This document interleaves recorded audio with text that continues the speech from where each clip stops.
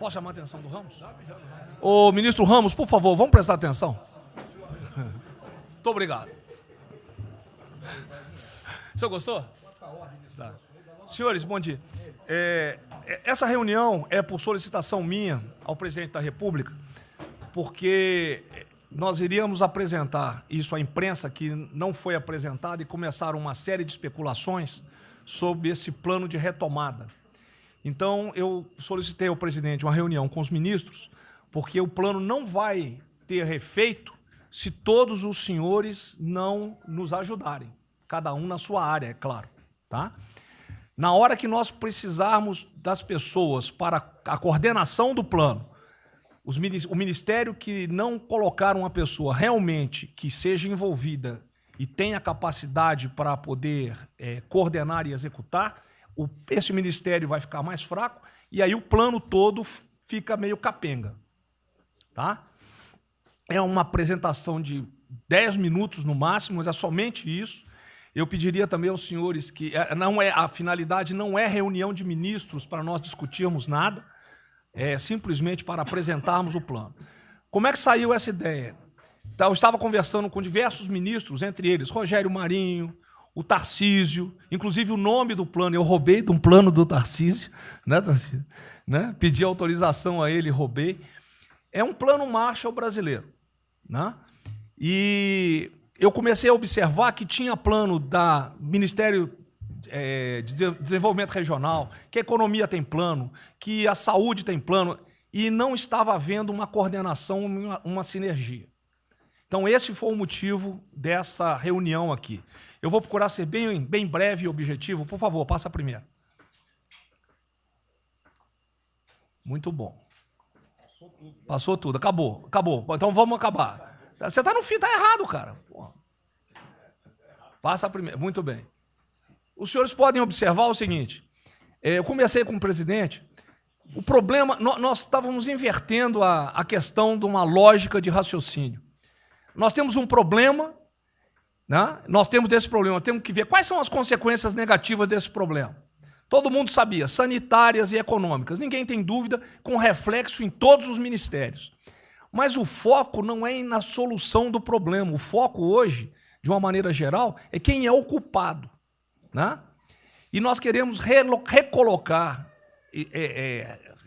vamos dizer assim, readequar isso aí para como o governo deve reagir a este problema para achar uma solução para as duas consequências negativas que ocorrem. Próximo.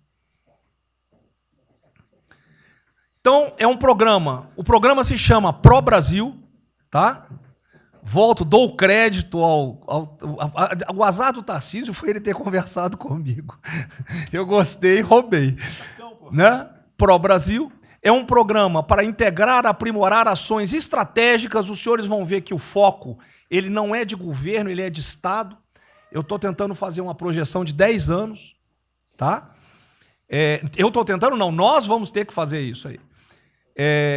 Para a retomada do crescimento socioeconômico em resposta aos impactos relacionados ao coronavírus. Tá? Pode passar, por favor. As dimensões do programa são essas aí. Ó, tá? Ele pega um modelo de governança, ele busca melhoria da produtividade, investimentos estruturantes e ações estratégicas do setor público.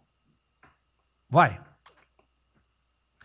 O programa se divide em duas etapas, ou duas partes. O Pro Brasil, deixa eu ver aqui que eu não estou conseguindo enxergar. Ordem e o Pro Brasil Progresso. Tá? O Pro Brasil Ordem, que você não imprimiu para mim, e eu agradeço. Ah, não, botou na página errada. Ele pega um arcabouço normativo, ele trata, essas são as medidas estruturantes dele. Vai ter que ter um arcabouço normativo, investimentos privados, segurança jurídica, jurídica e produtividade, melhoria no ambiente de negócios e mitigação dos impactos socioeconômicos. Na parte de investimento, ele foca em obras públicas, parcerias do setor privado. Esse programa também ele tem um foco na redução das desigualdades regionais. tá? Tem um foco na redução das desigualdades regionais. Ô, Cid, está com o dedo pé rápido aí. E... Só um segundo, por favor. Pode passar, por favor, Cid. Qual é a abrangência do programa? Os senhores podem observar que ele tem uma parte de infraestrutura, ele tem ações viabilizadoras e tem ações de apoio na lateral. Como é que é o nome mesmo? Facilitadoras. Então, observe, na infraestrutura, com foco particularmente nessas obras que estão paralisadas, esses investimentos que nós estamos perdendo, que estão paralisados. Ele pega infraestrutura de transporte e logística, desenvolvimento regional e cidades, pega energia, mineração, telecomunicações. No desenvolvimento produtivo, ele foca na indústria, agronegócio, serviços e turismo. Nas laterais, os senhores têm a parte de cidadania, capacitação, saúde, defesa, inteligência e segurança. Tem também cadeias digitais, indústria criativa e ciência. E nas viabilizadoras, que são transversais em toda a parte do programa, nós temos finanças e tributação, legislação e controle, meio ambiente e a parte institucional e internacional. Qual é por favor, o nosso time frame que nós estamos pensando aí? A estruturação do programa. Eu preciso que os senhores... Nós vamos fazer uma reunião, como os senhores podem ver.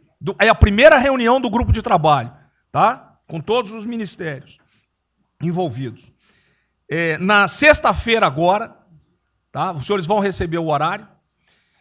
E aí nós teremos, de maio a julho, a estruturação do programa. De agosto a setembro, o detalhamento do projeto. A partir de outubro, implantação em larga escala, tendo um foco prioritário naquelas ações que têm uma resposta mais imediata. Porque o brasileiro é o seguinte, na hora que nós lançarmos o programa, eles vão começar a cobrar resultado. Né? Então, eu tenho que ter alguma resposta para o público. E a efetividade dos processos e monitoramento, na realidade, não está no final, ele está durante todo o processo. Tá? Passa mais um, Cid, por favor. Não, volta um. Aí. O horizonte do programa, se os senhores observarem, nós estamos pensando no horizonte, né, até 2020, na realidade até 2030. Tá? Mas uma primeira fase dele, ele é faseado até o final desse primeiro governo, mas com um planejamento que prossiga nisso aí. Esse é o foco do que o trabalho que os grupos vão ter que apresentar. Tá ok? Pode passar a última, por favor.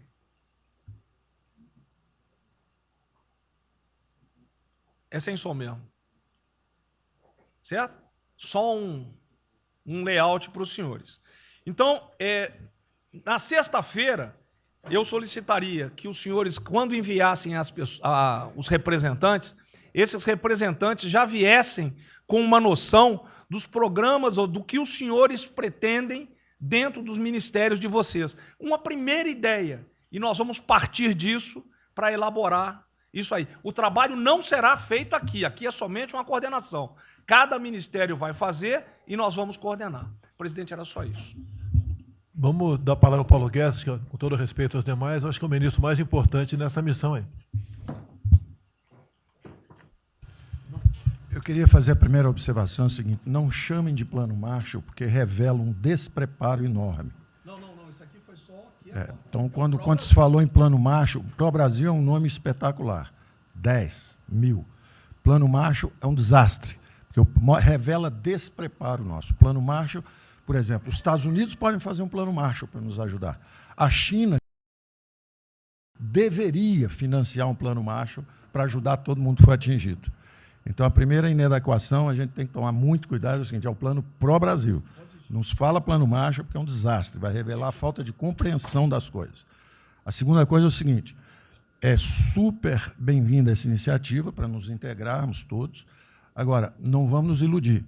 A retomada do crescimento vem pelos investimentos privados, pelo turismo, pela abertura da economia, pelas reformas. Nós já estávamos crescendo. Voltar uma agenda de 30 anos atrás, que é investimentos públicos financiados pelo governo. Isso foi o que a Dilma fez 30 anos. Então, está cheio de gente pensando nessa eleição agora e botando coisa na cabeça de todo mundo aqui dentro. São governadores querendo fazer a festa, são, às vezes, ministros querendo aparecer, tem de tudo. E todo mundo vem aqui, vamos crescer, agora temos que crescer, tem que ter resposta imediata, porque o governo vai gastar. O governo quebrou. O governo quebrou em todos os níveis. Prefeitura, governador e governo federal. O que nós conseguimos fazer? Nós sinalizamos o contrário. Nós desalavancamos o banco público, reduzimos o endividamento, baixamos os juros e o Brasil ia começar a voar. Então, se a gente lançar agora um plano, todo o discurso é conhecido, acabar com as desigualdades regionais, Marinho, claro, está lá, são as digitais dele. É bonito isso, mas isso é o que o Lula, o que a Dilma estão fazendo há 30 anos. Se a gente quiser acabar igual a Dilma, a gente segue esse caminho. Então, eu acho o discurso bom, mas nós temos que tomar cuidado e reequilibrar as coisas. Não pode ministro, para querer ter um papel preponderante esse ano, destruir a candidatura do presidente, que vai ser reeleito se nós seguirmos o plano das reformas estruturantes originais. Então, eu tenho que dar esse recado, nós vamos estar à disposição, nós vamos ajudar tudo, mas nós não podemos nos iludir. O caminho desenvolvimentista foi seguido. O Brasil quebrou por isso. O Brasil estagnou. A economia foi corrompida, a política foi corrompida, a economia estagnou através do excesso de gastos públicos. Então, achar agora que você pode se levantar pelo suspensório, como é que um governo quebrado vai investir, vai fazer grandes investimentos públicos? Tarcísio sabe disso, conversamos sempre. Tarcísio sabe o seguinte, quanto é que você consegue, Tarcísio, passar de 5 bi para quanto? Para 15, para 20, para 30? Multiplicou por 6. Quanto é que você consegue de investimento em concessões? 250. Tá certo? Então, tem 100 bilhões vindo para saneamento, tinha 100 bilhões que viriam, as 17 maiores petroleiras do mundo viriam para a nossa cessão onerosa, 100 bilhões de cessão onerosa, 100 bilhões de mineração, 100 bilhões de saneamento, 230 bilhões de concessões, 500 bilhões. Cadê o dinheiro do governo para fazer isso? Não tem. Então, quem está sonhando é sonhador. A gente aceita. Politicamente, a gente aceita. Vamos fazer todo o discurso da desigualdade, vamos gastar mais, precisamos eleger o presidente, mas o presidente tem que pensar daqui a 3 anos. Não é daqui a 1 ano, não. Tem muita gente pensando na eleição desse ano. É só a observação que eu faria. Eu estou fora de eleições municipais. Só um minutinho. A ideia aqui, ninguém falou em investimento público por enquanto. Inclusive, nós falamos ali em investimento... Falamos, inclusive, em investimentos privados. O que tem que acontecer é o seguinte, eu estou vendo o plano de toda gente, nós temos que centrar... Isso, e aí, não, a imprensa, fundamental, a economia, fundamental. Exatamente o que pode, o que não pode. Fundamental a coordenação. Até Até para não sair na imprensa o que está saindo. Porque saiu na imprensa assim, plano Marshall e economia está fora. Quer dizer, alguém foi para a imprensa e falou, vê um plano Marshall aí, a economia está fora. Quer dizer, enfraquecer o nosso discurso no momento desse é uma tolice, é um atentado contra nós mesmos. Espera um pouquinho, dá licença um pouquinho. Questão da imprensa. Eu acho que eu resumi hoje na frente do Palácio em 20 segundos. Eu não vou falar com vocês, que vocês não deturpam, vocês inventam e potencializam. Tem que ser o papel de cada um. Não pode um sair daqui no cantinho, foi mais ou menos isso. Não pode falar nada, tem que ignorar esses caras, 100%. Senão a gente não vai para frente. A gente está sendo pautado para esses pulhas, o tempo todo jogando um contra o outro. Até a Tereza Cristina contra mim, quem diz? Vou apaixonar pela Tereza Cristina, jogo ela contra mim, o tempo todo. Tá? Então, se a gente puder falar zero com a imprensa, é a saída. Bom, eu vou ser muito rápido aqui, general. Primeiro, parabéns. É fundamental esse processo de coordenação e de centro de governo. Nós precisamos ter isso cada vez mais aprofundado e com melhor qualidade. Segundo, eu quero, não precisa, mas eu quero me somar a essa visão do ministro Paulo Guedes, porque, vamos lá, nós recebemos o governo com 36 mil obras paradas. Oriundas da onde? Do PAC. Só para lembrar. O Abraão tem não sei quantas mil creches. 3 mil creches paradas que somam nessas 36. Então, o que nós trouxemos para o Brasil e como é que nós começamos o ano, e eu vou lembrar, presidente, o senhor sempre disse, é muito triste ver um brasileiro chegar no exterior e ser recebido com o manto da desconfiança. Pois nós passamos, Paulo Guedes, o ano todo, Tarcísio, Tereza, Bento, o nosso ministro Marcos Pontes e outros, andando pelo mundo e fazendo o quê? Vendendo o Brasil. Terminamos o ano, lembra do número, 482 bilhões de investimentos para os próximos 20 anos. Uma boa parte, mineração, petróleo, por aí vai. Recebemos 90 bilhões de bônus de outorga. Nós temos 10 bilhões de dólares do governo da Arábia Saudita que precisa definir onde é que vai botar. Mas o príncipe autorizou. São 50 bilhões de reais, a dinheiro de hoje. Então, eu tenho convicção de que nós temos que continuar fazendo o que a gente vinha fazendo. Ou seja, aprofundando a participação da sociedade. Nós temos uma coisa emblemática aqui, que é a Lei da Liberdade Econômica, que pela primeira vez na história do Brasil, desde que o Brasil é Brasil, o cidadão diante do Estado tem razão até que o Estado prove ao contrário. Foi isso que fez os americanos, que há 200 anos atrás eram muito mais pobres do que nós, ser muito mais ricos do que nós. Então, o aprofundamento são sim das reformas, é sim ousar e ter uma reforma tributária que baixe imposto no Brasil, reduz a carga tributária, estou falando sério. A gente nunca discutiu isso entre nós, mas isso tem que caminhar para isso. Por quê? Porque aí nós damos fôlego à iniciativa privada para que ela faça o que tem que fazer e nós vamos ser mediadores desse processo, apenas. E sinceramente, eu acho que todo o nosso esforço nos próximos dias tem que ser como é que nós mantemos a nossa linha, porque nós terminamos o ano, ministro Ernesto, ministro Tarcísio. O senhor foi recebido na Federação das Indústrias Alemãs com um slide que mostrava a 163 com os caminhões atolados e a 163 pavimentada. E o presidente que coordenava aquele momento, eu estava lá lhe aguardando, voltando da Rússia, disse ao senhor, o que vocês brasileiros fizeram que nós não acreditávamos que vocês recuperaram a confiança e estão fazendo tantas transformações. Então, presidente, só para concluir, 100% nesta linha, mas que a gente não perca o foco original, porque por onde a gente estava caminhando, nós recuperamos a confiança externa e externa. Fomos acometidos de algo muito grave, que é uma doença, e que foi levado ao paroxismo da histeria, porque serve a interesses de muitos, os mais variados, eu não vou aqui detalhar. Mas, sinceramente, temos que rapidamente voltar ao que nós estamos fazendo, porque nós estamos no caminho certo, e a prova disso é que todo mundo voltou a olhar o Brasil com respeito. Bom, eu vou partir do princípio que todos que estão aqui são bem intencionados e querem o bem do Brasil. Tá? Então, não acredito em teoria da conspiração, nem que ninguém quer solapar os alicerces da República, nem abalar a administração do presidente Bolsonaro. Pelo contrário. E quero lembrar a todos que não existem verdades absolutas. Por favor, vamos refletir. O que está acontecendo hoje no mundo não tem parâmetro nos últimos 100 anos. O que está acontecendo hoje no mundo vai permitir, de acordo com a FMI, foi a previsão de uma semana atrás, de uma diminuição de quase 3% do PIB mundial, e no caso do Brasil, de mais de 5%. Não tem paralelo. Em situações extraordinárias, remédios extraordinários de forma circunstancial.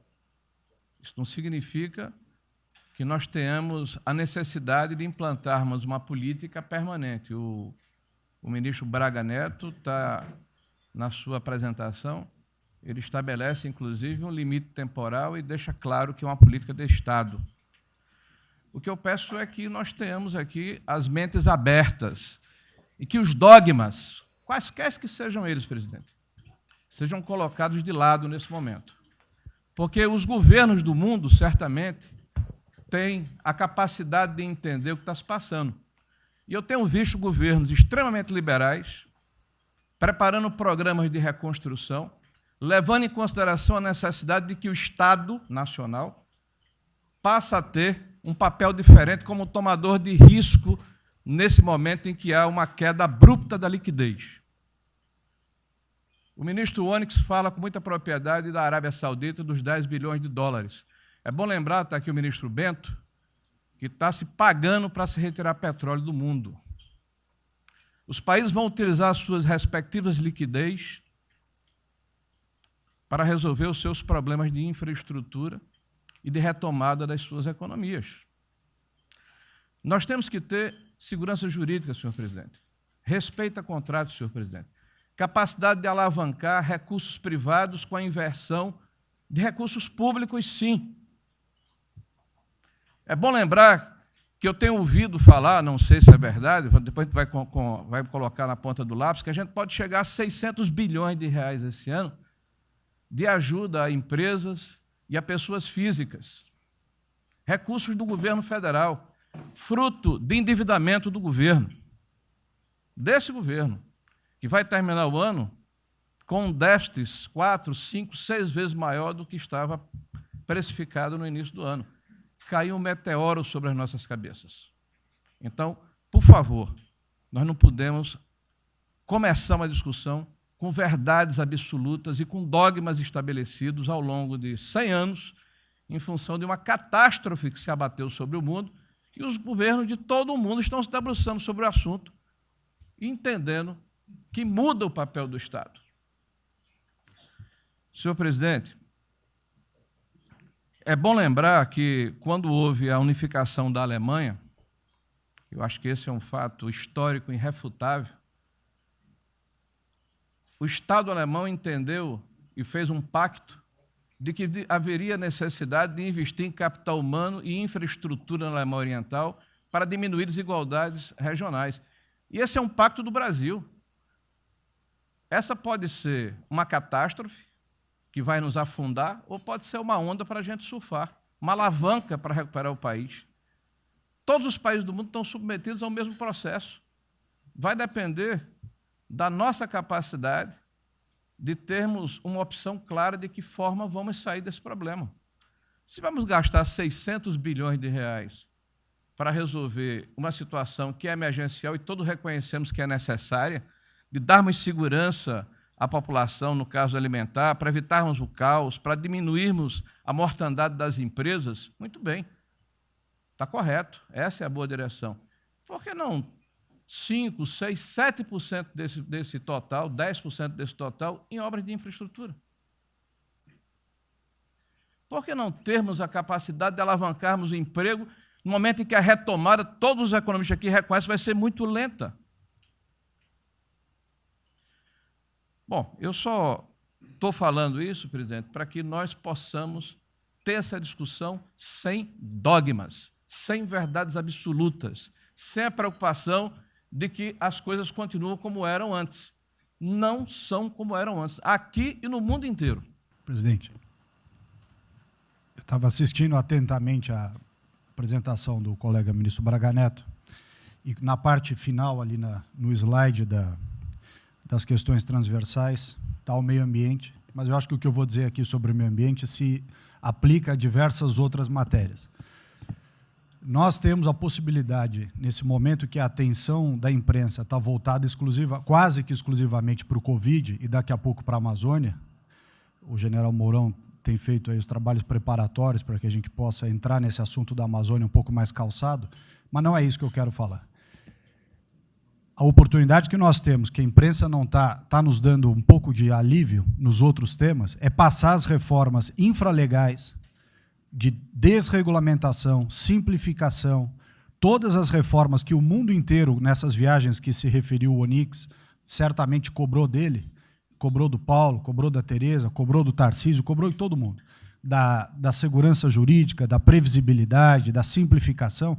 Essa grande parte dessa matéria, ela se dá em portarias e normas dos ministérios que aqui estão, inclusive o de meio ambiente, e que são muito difíceis, e nesse aspecto acho que o meio ambiente é o mais difícil de passar qualquer mudança infralegal em termos de instrução normativa e portaria, porque tudo que a gente faz é pau no judiciário, no dia seguinte. Então, para isso precisa ter um esforço nosso aqui, enquanto estamos nesse momento de tranquilidade no aspecto de cobertura de imprensa, porque só fala de Covid, e ir passando a boiada, e mudando todo o regramento, e simplificando normas, de IFAM, de Ministério da Agricultura, de Ministério do Meio Ambiente, de Ministério disso, de Ministério daquilo. Agora é a hora de unir esforços para dar de baseada a simplificação de regulatório que nós precisamos, em todos os aspectos. E deixar a AGU, o André não está aí, né? E deixar a AGU de stand-by para cada pau que tiver, porque vai ter. Essa semana mesmo nós assinamos uma medida a pedido do Ministério da Agricultura, que foi a simplificação da lei da Mata Atlântica para usar o Código Florestal. Hoje já está nos jornais dizendo que vão entrar com ações judiciais e ação civil pública no Brasil inteiro contra a medida. Então, para isso, nós temos que estar com a artilharia da AGU preparada para cada linha que a gente avança ter uma coisa. Mas tem uma lista enorme em todos os ministérios que têm papel regulatório aqui para simplificar. Não precisamos de Congresso. Porque coisa que precisa de Congresso também, nesse fuzuê que está aí, não vamos conseguir aprovar. Agora tem um monte de coisa que é só parecer, caneta. Parecer, caneta. Sem parecer também não tem caneta, porque dar canetada sem parecer é cana. Então, isso aí vale muito a pena. A gente tem um espaço enorme para fazer. E, enfim, acho que essa é uma questão importante que estava aí nos slides, Braga Neto. Isso, exatamente. Me ligou agora de manhã o Eduardo Gouveia Vieira, da Firjan. Ele quer fazer uma videoconferência onde mais de 300 empresários do Rio, que é um pouquinho abaixo do potencial de São Paulo, para hipotecar a solidariedade. A ideia que nós temos de reabrir o comércio. A desgraça que vem pela frente, eu acho que o Paulo Guedes está sendo até legal, hein, Paulo Guedes? Eu não sou economista, não. Vai ser uma porrada muito maior que você possa imaginar. Não sou apenas os informais. Eu acho que já bateu a 10 milhões de carteira assinada, foi para o saco. E os governos estaduais não têm como pagar salário dos caras. Não tem. Em maio, metade dos estados não vai ter como pagar salário mais. A desgraça está aí. Eles vão querer empurrar essa trozoba para cima da gente, esse pessoal aqui do lado vai querer empurrar, e a gente vai reagir, porque aqui não é saco sem fundo. Tá? Então, essa preocupação vamos ter. Paralelamente a isso, tem a OAB da vida, enchendo o saco do Supremo, para abrir o processo de impeachment, porque eu não apresentei meu exame de vírus, essas frescuradas todas, que todo mundo tem que estar ligado. Não é apenas cuidar do seu ministério, nessas questões que estamos tratando aqui, é tratar da questão política também. Tá certo? Então, essa preocupação temos que ter, porque a luta pelo poder continua, a todo vapor. E sem neurose da minha parte. Tá? O campo fértil para aparecer uns porcaria aí, né? Levantando aquela bandeira do povo ao meu lado, não custa nada. E o terreno fértil é isso, desemprego, caos, miséria, desordem social e outras coisas mais. Então, essa preocupação todos devem ter. Né? Não é, tá bom, o Ministério fatura, deu merda no colo do presidente. Não pode ser assim. Hoje eu vi o Magno Malta me defendendo. O Magno Malta, desculpa aí, foi tratado lá atrás para ser vice. Depois ele resolveu não ser, tudo bem. Depois foi tratado para ser ministro, tudo bem. Agora, politicamente, ele nunca me deu uma alfinetada e sempre está defendendo, com os problemas que ele tem. Então, não é o ministro ir de peito aberto e entrar no covil dos leões. Mas não pode. Né? Por exemplo, quando se fala em possível impeachment, ação no Supremo, baseado em filigranas, eu vou em qualquer lugar do território nacional. Ponto final. O dia que for proibido de ir para qualquer lugar do Brasil, pelo Supremo acabou o mandato. E espero que eles não decidam, ou ele, né, monocraticamente, querer tomar certas medidas, que daí nós vamos ter uma crise política de verdade. E eu não vou meter o rabo no meio das pernas. Isso, zero. Tá certo? Porque se eu errar, se achar um dia ligação minha com o empreiteiro, dinheiro na conta na Suíça, porrada, sem problema nenhum. Vai para o impeachment e vai embora. Agora, com frescura, com babaquice, não. Até em cima do que eu falei, em frente ao Forte Apache. Eu sou o chefe supremo das Forças Armadas. Ponto final. O pessoal estava lá, eu fui lá. Dia do Exército. E falei algo que eu acho que não tem nada demais. Mas a repercussão é enorme. Oh, AI-5. Cadê o AI-5? Acabou com o AI-5, não existe adicional no Brasil mais. É uma besteira. Artigo 142. É um pessoal que não sabe interpretar a Constituição. Agora, em cima disso, fazer uma onda. Vamos ouvir deputados, empresários, sei lá o que for. Agora, quando a Câmara faz lá dentro uma homenagem a Che Guevara, a Mao Tse Tung e tudo mais, não tem problema nenhum. Quando o Partido Comunista do Brasil faz suas convenções e idolato lá, Fidel Castro, então não tem problema nenhum. Quando um coitado levanta uma placa de AI-5, que eu estou me lixando para aquilo, porque não existe AI-5. Não existe. Artigo 142. Nós queremos cumprir o artigo 142, todo mundo quer cumprir o artigo 142.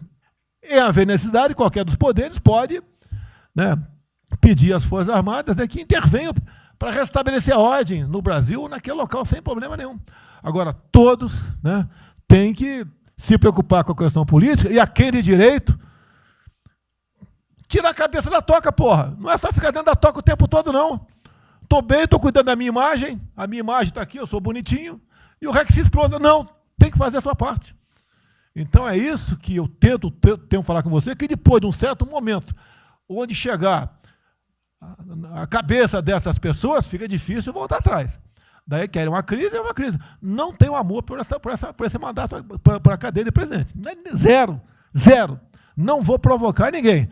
E assim como a defesa faz uma nota muito boa, dizendo que vai cumprir a Constituição, liberdade, 10, e não aceita golpe, 10, também não aceita o contragolpe dos caras, porra. Vai deixar alguns malucos aí, que a gente sabe quem são, ficar aí naquela fervura de o presidente é irresponsável, ele é maluco, ele é genocida. Não é assim. Não o que vale para um lado, vale para o outro. O que não vale para um lado, não vale para o outro. Essa é a nossa preocupação que devemos ter.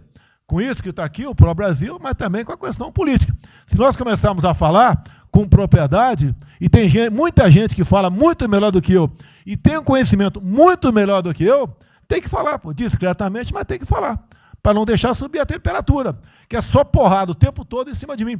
E vou continuar indo em qualquer lugar do Brasil, ponto final, é problema meu. Tá certo? Se eu não tivesse direito de ir e vir, prefeitinho lá do fim do mundo, um jaguapoca de um prefeito, manda prender. Tem que a justiça se posicionar sobre isso, porra. Tem que se posicionar sobre isso abertamente.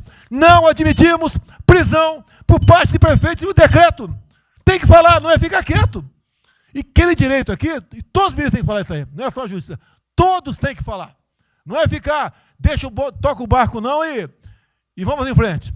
Tá? Então é isso que eu apelo a vocês, pô. Essa preocupação, acordem para a política e se exponham. Afinal de contas, o governo não só. E se eu cair, cai todo mundo. Agora, se tiver cair um dia, vamos cair lutando, uma bandeira justa, não para uma babaquice de exame antivírus, pô. Pelo amor de Deus, pô. Tá? Eu, até já bem claro, de uns 8 anos para cá, quando pedia farmácia de manipulação, um remédio qualquer, eu falava com o médico. Bota um nome de fantasia, porque se for o meu nome para lá, como sempre foi um cara manjado, né, tem 3, 4 que vão manipular lá o medicamento, pode me envenenar, pô. E assim é a mesma coisa a questão do vírus, entre outros. De acordo com o interesse, o cara dá negativo ou dá positivo, depois que deu, vai para a contraprova, mas dá problema. E nós sabemos, tá certo, que nós temos um compromisso com a verdade. Eu jamais mentiria se não tivesse realmente um exame negativo. Jamais eu mentia negativo, deu positivo, vice-versa. Jamais. A verdade é acima de tudo. Então, é o apelo que eu faço a todos que se preocupem com política para não ser surpreendido. E eu não vou esperar o barco começar a afundar para tirar água. Estou tirando água e vou continuar tirando água de todos os ministérios. No cante é isso. A pessoa tem que entender. Se não quer entender, paciência, pô. E eu tenho o poder e vou interferir em todos os ministérios, sem exceção.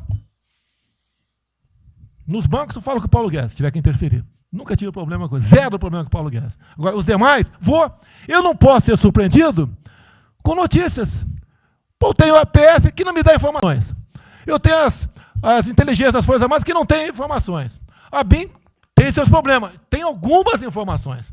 Só não tenho mais porque está faltando, realmente, temos problemas. Aparelhamento, etc. Mas a gente não pode viver sem informação.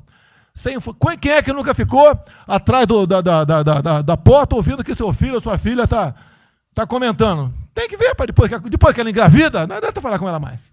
Tem que ver antes. Depois que o moleque encheu os cornos de droga, não adianta mais falar com ele, já era. E a informação é assim. Eu estava vendo, estudando no fim de semana aqui, como é que o serviço chinês secreto trabalha nos Estados Unidos. Qual a preocupação nossa aqui? É simples o negócio. Ah, não deve falar publicamente. Deve falar como? Está todo mundo vendo o que está acontecendo?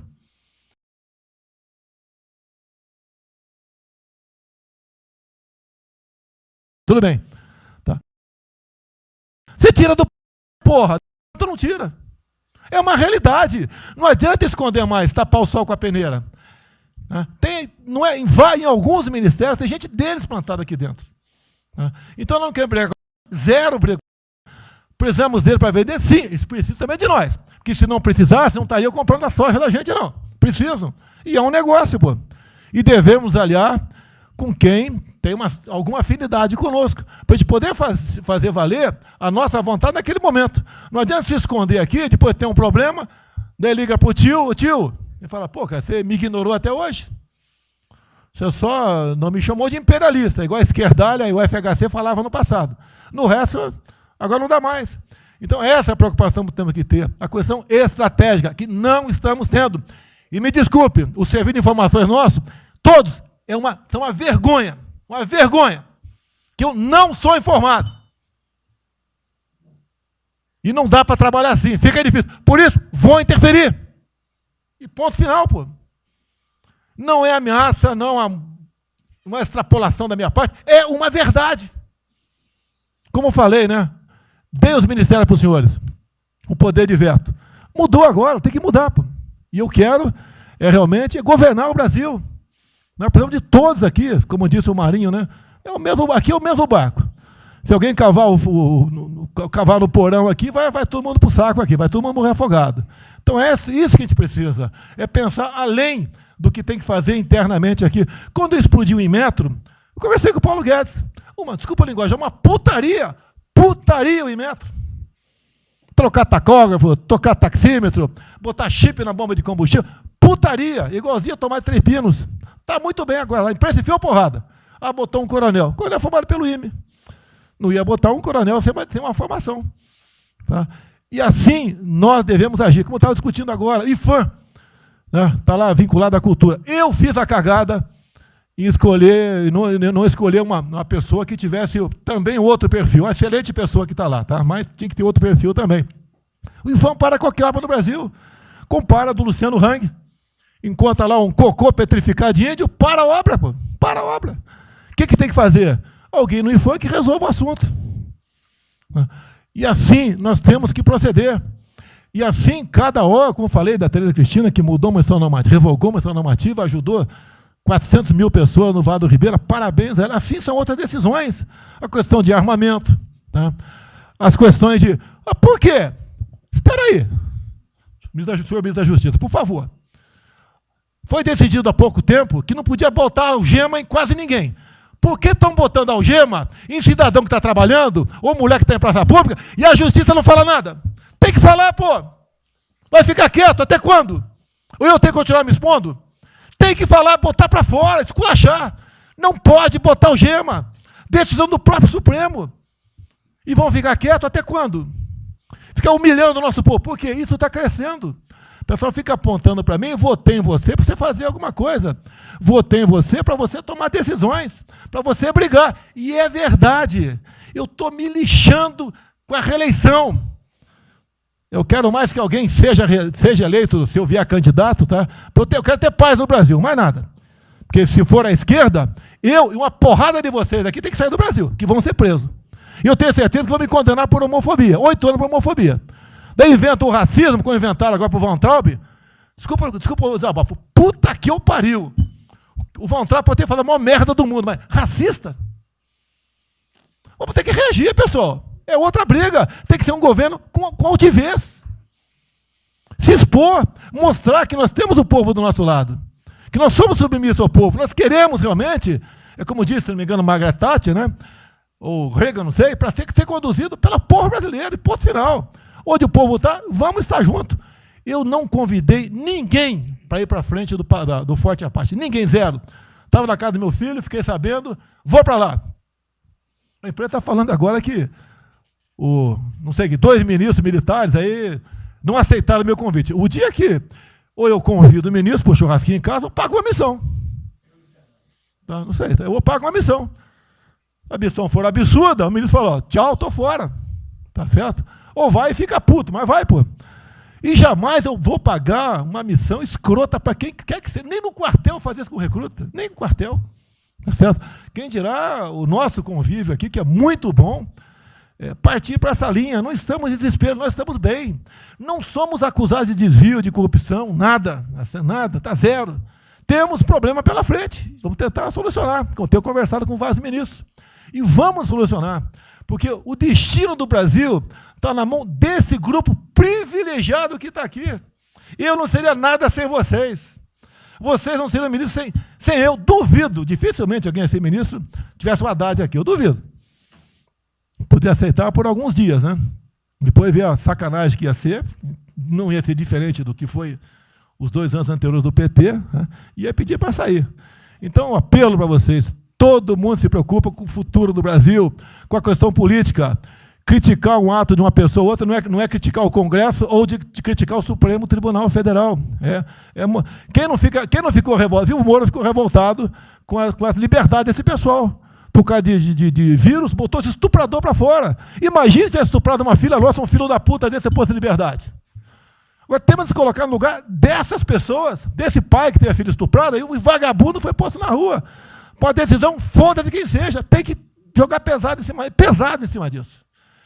Não é um desabafo, pessoal, é uma realidade. O nosso barco está indo, mas não sabemos ainda, no momento, dado o último caso, vírus, para onde está nosso barco. Pode estar indo em direção ao iceberg. A gente vai para o fundo. Então, vamos se ligar, vamos se preocupar. Quem de direito se manifesta com altidez, com palavras polidas, tá? Mas coloca uma posição. Porque não pode tudo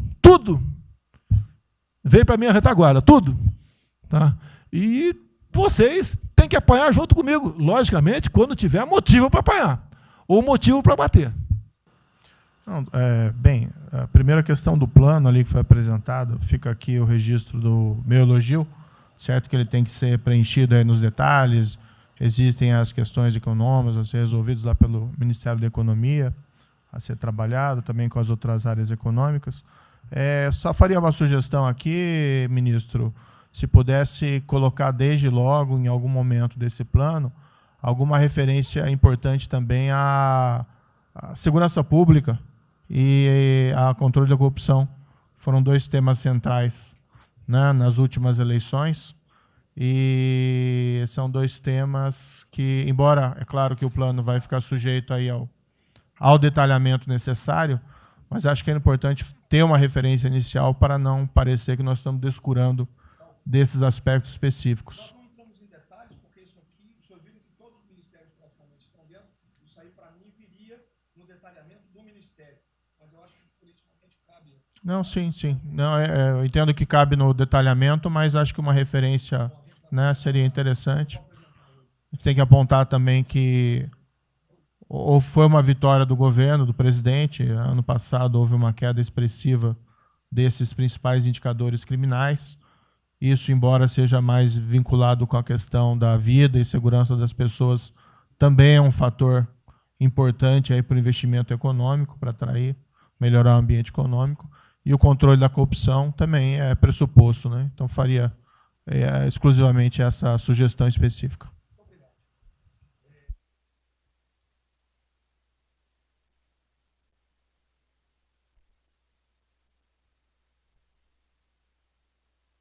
Para a gente começar a falar do dia seguinte, o próprio ministro Guedes, nas discussões que temos tido nas últimas semanas, tem nos orientado, o BNDES foca na reconstrução, foca no dia seguinte, porque a crise de saúde vai demorar alguns meses e a reconstrução muito mais meses do que isso. Então, é muito oportuno a gente já começar a discutir isso. Segundo, aqui eu subscrevo as palavras do ministro Salles, o que a gente tem observado nos projetos e concessões e etc., uma parte crítica, essa legislação ou funcionamento da máquina pública. É um momento muito oportuno para a gente aproveitar isso, e isso faz uma baita diferença no preço de um projeto, na velocidade, faz muita diferença. Então, subscrevo aqui as palavras do ministro Salles. E, por último, ministro, quando eu assumi o banco em julho, o banco estava montado como uma fábrica de empréstimo, e o banco, durante 15 anos, foi uma fábrica de empréstimo. De julho até hoje, a gente fez uma reestruturação completa no banco, montando o que eu acredito hoje ser já o maior banco de investimento do Brasil em pessoas, e um banco de investimento de serviços focado em planejamentos econômicos setoriais e estruturação de projetos. Tá? O banco já está atuando dessa forma.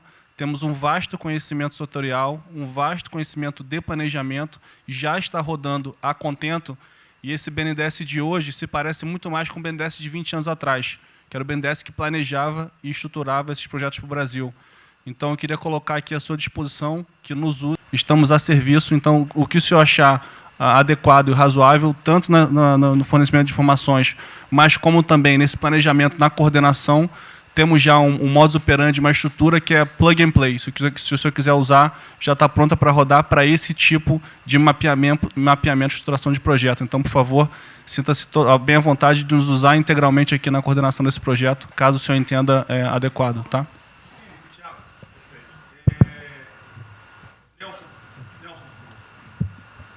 Alô? Bom, estou chegando aqui, então é importante que eu coloque para vocês como é que a gente vai trabalhar. Né? A saúde ela é fundamental, porque enquanto a gente não mostrar para a sociedade que a gente tem o controle da doença, da saída dela, qualquer tentativa econômica vai ser ruim, porque o medo vai impedir que você trate a economia como uma prioridade. Então, controlar a doença hoje é fundamental. E controlar a doença não significa que a gente vai curar a doença em uma semana, mas que a gente não é um barco à deriva e que a gente tem uma estratégia para trabalhar essa doença. Né? Então, são 3 coisas que a gente vai trabalhar. Primeiro, a informação, para entender o que é a doença, qual é a evolução dela, como é que está a infraestrutura para cuidar da doença. Porque um dos grandes problemas que a gente tem hoje, se a gente olhar o Brasil hoje, ele é um dos melhores países em número em relação à mortalidade. O que assusta é você ver que o hospital não consegue atender, a gente no frigorífico, a gente que está abrindo cova em algum lugar para enterrar, e isso traz medo. E o medo impede que qualquer outra atividade tenha sucesso. Porque enquanto isso não for sanado, o restante vai ter muito pouca chance de ser comprado pela sociedade. A segunda coisa é estruturar a operação de cuidado. Então, a gente vai investir em logística, vai investir na parte de compra e tentar melhorar o processo. Por quê? Porque se eu tiver os hospitais funcionando, eu vou ter os pacientes tratados, eu não tenho a sensação da crise, o medo melhora e o restante pode entrar. E a terceira coisa é a gente deixar claro um programa de saída do isolamento, do distanciamento. Não é que vai sair amanhã, mas a gente tem que ter um planejamento. Porque aí a gente realmente mostra que a situação está na nossa mão. Pode ser que demore um pouco, mas a gente está controlando esse processo, que a gente não está sendo um barco à deriva. Então, basicamente, eu queria falar para vocês, essa é a forma como a gente vai tratar, e a gente vai estar interagindo com todos os ministérios que forem necessários para que isso aconteça da forma mais rápida possível. Basicamente é isso, e prazer estar aqui com vocês. Ontem eu liguei para o diretor-geral da Polícia Rodoviária Federal. Chegou ao meu conhecimento uma nota que era dele sobre o passamento de um patrulheiro. E ele enfatizou que era Covid-19. Eu liguei para ele. Por favor. O que mais? Ele era obeso, era isso, era... Bem, tinha... Como é que é? Comorbidades. Comorbidades. Mas ali na nota dele só saiu Covid-19. Então vamos alertar a quem de direito ao respectivo ministério, pode botar Covid-19, mas bota também, tinha fibrose, um montão de coisa, não entendo esse negócio não, tem um montão de coisa lá, para exatamente não levar o medo à população. Porque a gente olha, morreu um sargento do Exército, por exemplo, a princípio é um cara que está bem de saúde, né? Um policial federal, né? Seja lá o que for. E isso daí não pode acontecer. Então a gente pede esse cuidado com os colegas, tá? A quem direito ao respectivo ministério, que tem alguém encarregado disso, né? Para tomar esse devido cuidado, para não levar mais medo ainda para a população. Você perguntou em relação a ele, perguntou quanto tempo levaria para mostrar um plano, alguma coisa. Eu acredito que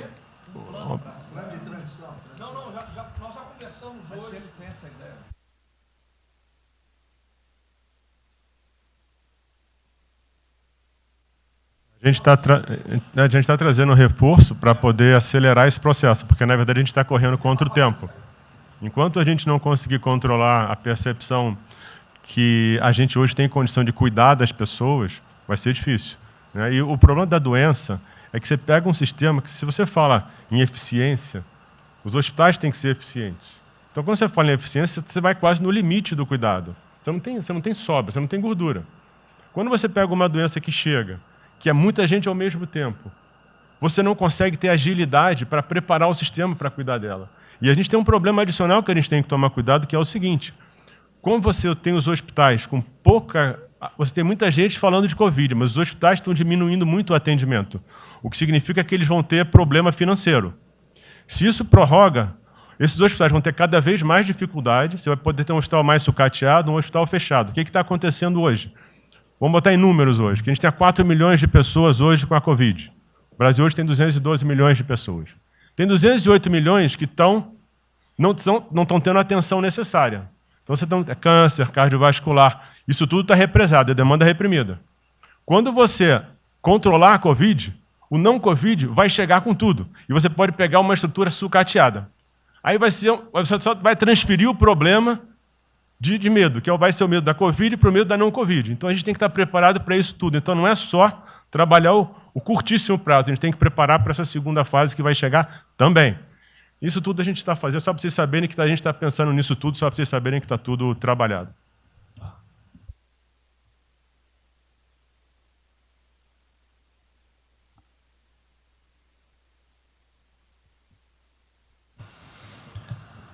Só para louvar a iniciativa, acho que é importante essa coordenação da Casa Civil. Tenho certeza que é o que a sociedade... A sociedade espera isso de nós. A boa notícia é que a gente vem conversando com os investidores, eles estão interessados no nosso programa de concessão. É claro que a gente vai ter que ajustar alguma coisa nos projetos em função da percepção do nível de risco, e a gente vai fazer isso calibrando taxa de retorno, monitorando melhor agora a questão da demanda, né, reestimando demanda nos projetos, mas a gente tem certeza que os projetos vão sair. Qual o cuidado que a gente tem que ter? A gente fala em 250 bi de investimentos, só que concessão funciona o seguinte: o que a gente contratar agora vai gerar investimento em 2023, 2024. Não é imediato. E a gente vai precisar de fazer alguma coisa imediata. E aí tem que ter a inteligência, porque também não adianta. Ministro Paulo, me dá lá 30 bi por ano. Eu não vou gastar, eu não vou usar. Eu não vou ter condição de usar isso. Né? Porque nos períodos áureos lá, que a gente executou mais, a gente consegue ali ter uma capacidade operacional de executar 13, 14 bi, não mais do que isso. E a gente já tem 8 de orçamento por ano. Então, no final das contas, a gente fazendo as contas e vendo o que nós já temos de projeto pronto, o que é necessário, que agrega valor imediato. É 135 Maranhão lá, que leva a safra para o Porto de Itaqui, que se acabou. Ali eu posso fazer uma intervenção imediata. E do que a gente vai falar? Eu estou falando de pegar os 8 que a gente tem e agregar mais 3, mais 4 por ano. É essa a conta.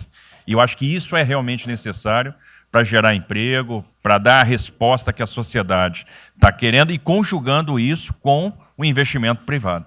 As duas coisas têm que andar junto, né? E aí nós vamos dar o bom retorno. A gente está vendo aí o esforço que o BNDES está fazendo, acho que está fazendo um trabalho magnífico, trazendo o banco, trazendo o privado, o sindicato de bancos, para assumir uma responsabilidade que é deles também. O Banco Central injetou um monte de liquidez aí no sistema, para o dinheiro não ficar empossado, e aí preservando o caixa para atuar, né, nesses projetos de infraestrutura, que vai ser fundamental. Então, eu acho que é essa linha que nós precisamos ter, né? E tivemos aí 2 caras aí na história recente que pegaram terra arrasada e entraram para a história. Um foi o Roosevelt, o outro foi o Churchill. O terceiro vai ser o Bolsonaro.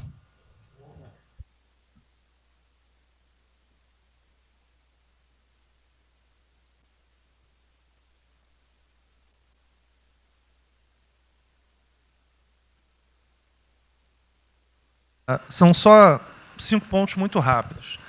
Primeiro, presidente, o maior programa da história do mundo de inclusão social, digital, que nós estamos fazendo nesse governo, pessoas que tomavam dinheiro a 25% ao mês. Quer dizer, todos os ladrões lá, PT, PMDB, PSDB, aquela ladroagem toda, 25% ao mês. E ninguém se indigna. Esse governo que se indignou, o governo dos liberais. Então, assim, acho que a gente está com um problema de narrativa. Hoje de manhã, por exemplo, o pessoal da Band queria dinheiro. O ponto é o seguinte, vai ou não vai dar dinheiro para Bandeirantes? Ah, não vai dar dinheiro para Bandeirantes? Passei meia hora levando porrada, mas repliquei. E falei, olha, vocês estão em casa? Eu tenho 30 mil funcionários na rua. Não tem esse negócio, essa frescurada de home office. Eu já visitei 15 agências. E você em casa? Aí o pessoal ficou um pouco mais calmo. Quer dizer, eu posso ter 30 mil brasileiros nas agências lá. Sabe quantas pessoas a Caixa está pagando hoje? 7 milhões de pessoas. E todo mundo em home office. Que porcaria é essa? Desculpa o meu ponto, presidente. Quando o senhor falou, pô, eu vou me emocionar. O Luiz Lima, que nadou com meu pai, foi atleta olímpico, teve a esposa e a filha de 14 anos presa ontem, num camburão. Que porra é essa? Desculpa. Que porra é essa? O cara vai pro camburão com a filha. Se fosse eu, ia pegar minhas 15 armas e ia dar uma... Eu ia morrer. Porque se a minha filha fosse pro camburão, eu ia matar ou morrer. Que isso? Estava nadando, é uma atleta olímpica. Você tira a pessoa está nadando com 14 anos. Eu tenho uma filha, Maria, de 14 anos. Se a minha filha fosse para o camburão, ou eu matava ou eu morria. Que isso? E a esposa do Luiz Lima nem usou o fato de ser esposa de um deputado federal. Mas ela assim, foi calada e saiu calada. E aquele governador roubando para a direita, para tudo quanto é lado. Então o governador rouba, aí ele sai prendendo todo mundo e fica tudo isso por isso mesmo. Aí a gente faz o maior programa da história da humanidade de inclusão de pessoas que recebiam 25% ao mês, cobravam. PSDB, PT, PMDB, aquele grupo todo. Na hora de privatizar, todo mundo, porra, com 200 milhões, 300 milhões, porra. Tem vice-presidente da Caixa que eu expulsei, dos 120, 105 eu tirei. E se o senhor precisar, obviamente, o meu chefe é o ministro Paulo Guedes, ele decide. Não tem problema. Inclusive, porque o que acontece é o seguinte, se roubar, eu vou ligar para o ministro Moro para prender. Agora, se precisar de uma diretoria não sei o quê, desde que sejam honestos, o ministro Paulo Guedes é que decide, etc. Mas dos 120 eu tirei 105. E na Caixa não tem desonestidade, até onde eu saiba. Mas, assim, eu acho que a gente está levando muita porrada, presidente. E, de novo, não estou dizendo de ninguém daqui, não. Só leva porrada. Agora, tem um limite. Desculpa, todo lugar que eu vou, as pessoas normalmente são educadas. Mas a paciência chega num limite, obviamente não dessa maneira, eu acho que tem um ponto. Nós estamos emprestando 154 bilhões de reais, mas só um ponto que eu acho importante. Tarcísio é super meu amigo e ele é muito esperto. Qual que é o grande ponto que a gente tem que evitar? O cara que está quebrado, já estava quebrado antes e quer a nossa molezinha. Então, assim, claramente tem que ajudar, e eu concordo. Tanto que nós emprestamos 43 bilhões de reais para o segmento imobiliário. 1,5 milhão de pessoas deixaram de ser demitidas. Agora, não é para todo mundo, não. Aquela empresa que já estava quebrada antes, por que a gente vai dar molezinha? Então, este ajuste fino é importante, os bancos têm que fazer. Por quê? Último ponto que eu falo. Já estou sendo processado também, vamos nós dois juntos para a cadeia, por causa do auxílio emergencial. Sabe o que tem? Tem gente do TCU dizendo que a gente está ganhando muito e tem gente dizendo que a gente está ganhando pouco. Ferrou. Ou seja, tem gente querendo me prender porque está dizendo que a gente está ganhando muito. E tem gente querendo me prender, que são aqueles caras lá que estavam antes, dando pouco. Vou acabar sendo preso, mas o que a gente não vai fazer? Deixar 30, 40, 50 milhões de pessoas passarem fome. Então, é só o meu recado dizendo o seguinte, a Caixa, o banco de todos os brasileiros. Poxa, a gente está com 30 mil pessoas.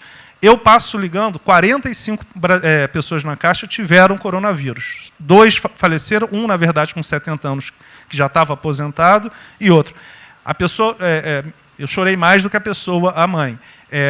Uma pessoa em 30 mil que estão o dia inteiro. E eu já falei para minha esposa, se tiver qualquer coisa, eu vou tomar 1 litro de hidrocloroquina, aquelas coisas todas.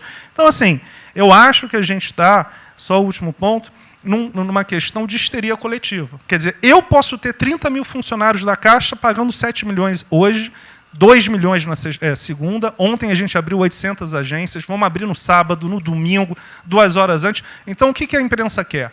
Que você pague e dane-se os funcionários da Caixa. Mas se morrer 2, Jornal Nacional, presidente Bolsonaro e presidente Pedro, irresponsáveis porque abriram. A gente só vai levar porrada. Agora, realmente, meu ponto é, É inaceitável, foi a primeira vez que aconteceu. Eu conheço a Milene Comini, atleta olímpica. Quer dizer, um atleta olímpico, a esposa atleta olímpica, a filha de 14 anos no camburão. Eu não sei se eles botaram atrás ou no meio.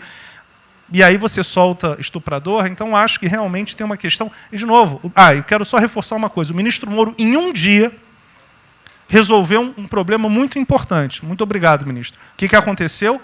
Os guardas, né, os que ficam dentro da agência, não poderiam, pela legislação, ir para fora. O que aconteceu? O ministro, em 5 horas, resolveu o problema. Então, nos próximos 90 dias, os atendentes da Caixa Econômica Federal, os guardas, vão poder ir para fora para ajudar a fila. Né? Ou seja, porque tem uma fila, tem 250 agências que tem 500 pessoas na fila. E aí, com a ajuda do ministro Moro da Polícia Federal, eles emitiram uma portaria. Então, só para finalizar, quero agradecer, ministro, porque só o registro aí, esse até foi fácil resolver, foi a Polícia Federal que resolveu.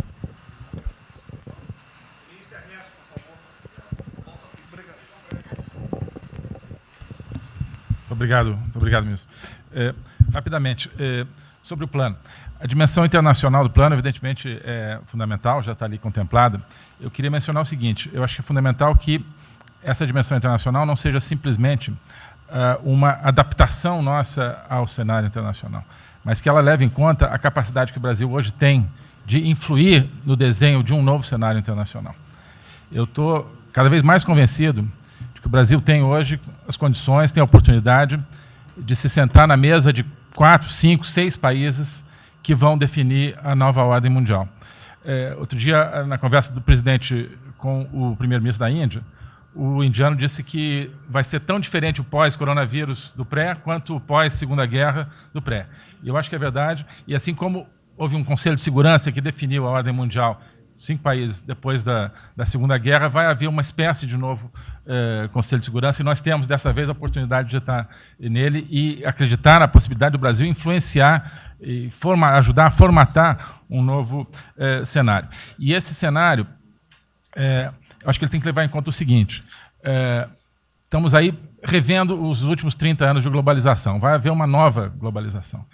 O que aconteceu nesses 30 anos? Foi uma globalização cega para o tema dos valores, para o tema da democracia e da liberdade.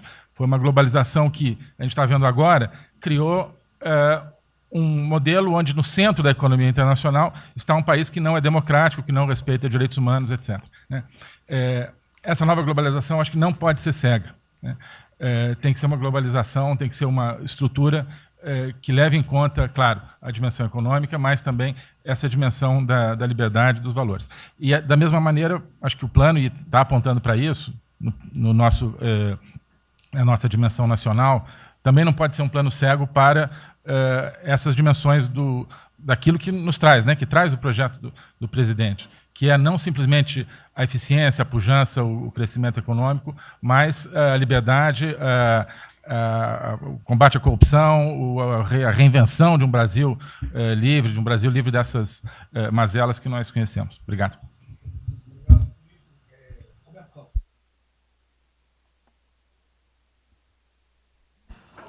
Não, é bem rápido. Eu só vou voltar numa história. Vou voltar aqui numa história breve, que é lembrar que no fim do governo Dilma a taxa de juros era 14,5%, a curta, mas a taxa longa era 20%. E aí, quando a gente olha o que aconteceu e o que proporcionou a taxa de juros cair, é interessante, porque teve um dia, 18 de agosto, que saiu uma manchete no jornal que todos os elementos apontavam que ia ter o teto de gastos. Naquele dia, a curva de juros longa começou a cair e foi quando depois o presidente do Banco Central anterior começou a cair os juros. Ele caiu os juros até o nível de 6,5%, estabilizou, teve a incerteza das eleições, com a incerteza do PT poder voltar, a taxa piorou. Depois, curiosamente, quando o mercado entendeu que ia ter a Previdência, foi quando abriu espaço para cortar os juros novamente. Então, a razão dos juros ter ido de 14,5%, ou 15%, ou 20% para o que está hoje foi o fato da sociedade, do mercado, ter entendido que o governo ia ter disciplina em relação às contas públicas. Isso a gente não pode esquecer. Tá? Se me permite, Roberto, então você está dizendo aí que não só a Selic, bem como a taxa longa, nós devemos basicamente a PEC do teto, é isso? Isso. Estou dizendo exatamente isso. e depois também a Previdência. Então, dito isso, eu acho que é importante a gente passar essa mensagem. Um outro tema só, em relação ao plano, 3 pontos só que eu acho importante. A gente tem feito reuniões entre os banqueiros centrais de vários países do mundo quase todas as semanas. E eu acho que tem 3 pontos que são importantes. Primeiro, existe um consenso hoje que o mundo privado está com muito medo de tomar risco.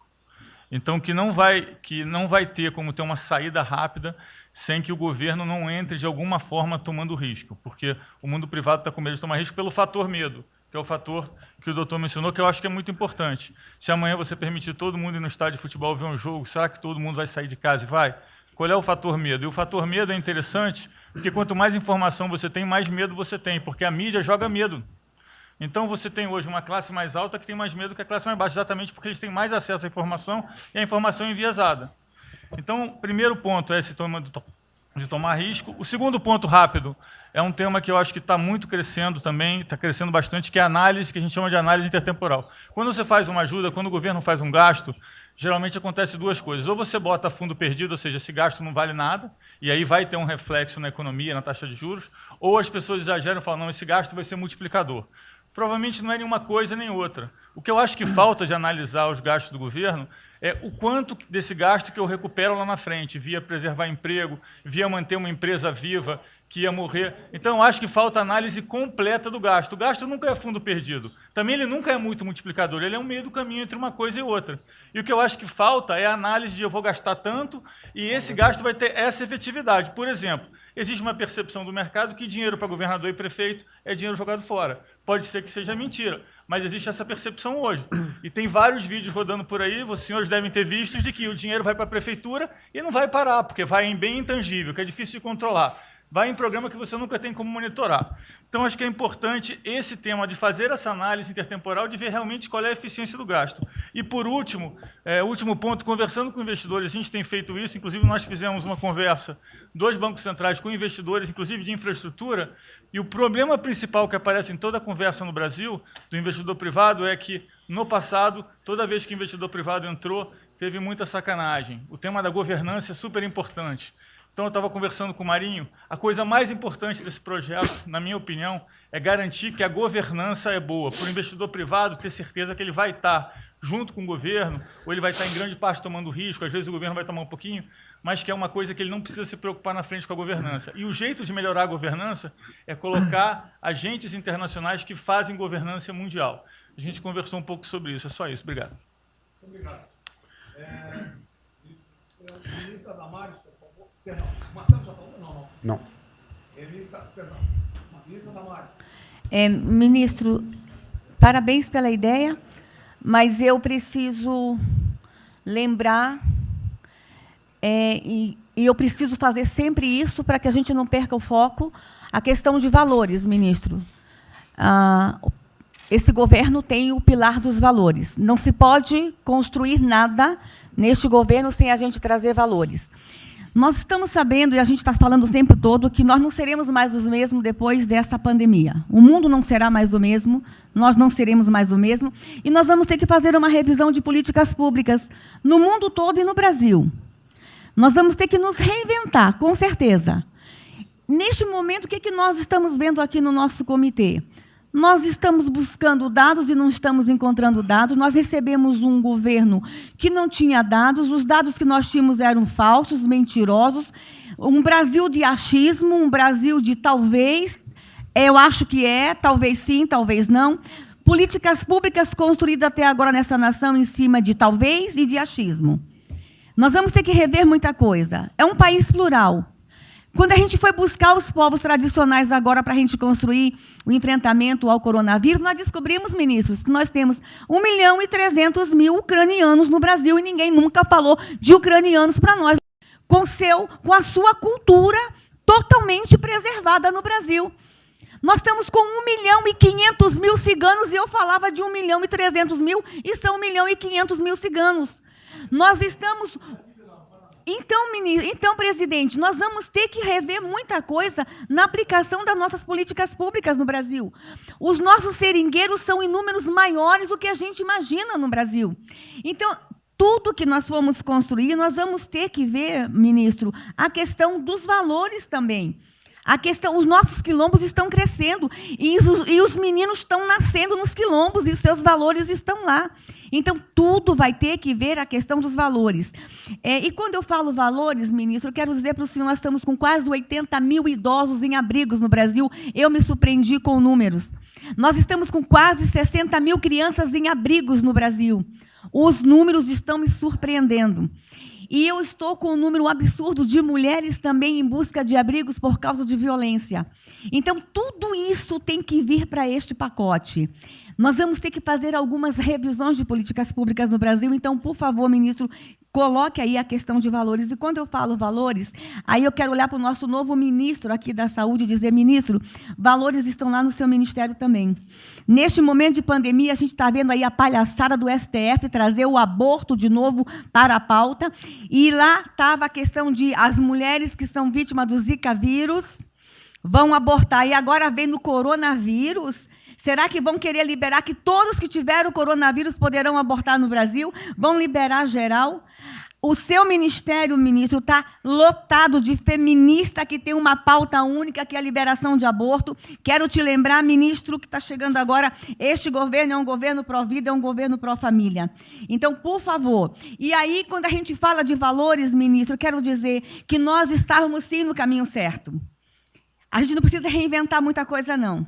E eu quero citar aqui o exemplo da política indigenista, como este governo estava construindo.